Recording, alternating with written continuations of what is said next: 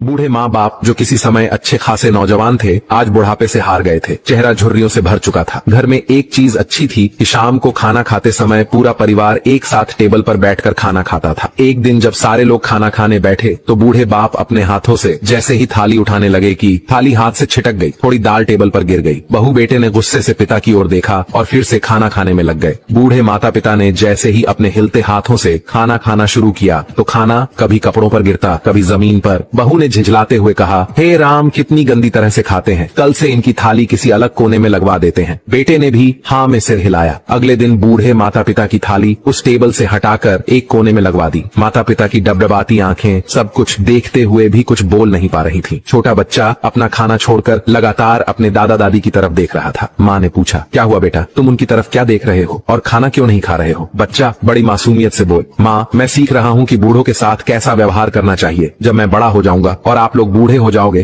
तो मैं भी आपको इसी तरह कोने में खाना खिलाया करूंगा। बच्चों के मुंह से ऐसा सुनते ही बेटे और बहू दोनों कांप उठे। शायद बच्चों की बात उनके मन में बैठ गई थी, क्योंकि बच्चे ने मासूमियत के साथ एक बहुत बड़ा सबक अपने माँ बाप को दिया था। बेटे ने जल्दी से आगे बढ़कर माता पिता को उठाया और वापस टेबल पर खाने के लिए बैठाया, और बहू भी भागकर पानी का गिलास लेकर आई कि माँ बाबूजी को कोई तकलीफ ना हो। आखिर में बस यही मैं कहूंगा, कृपया करके अपने माता पिता का ख्याल रखें।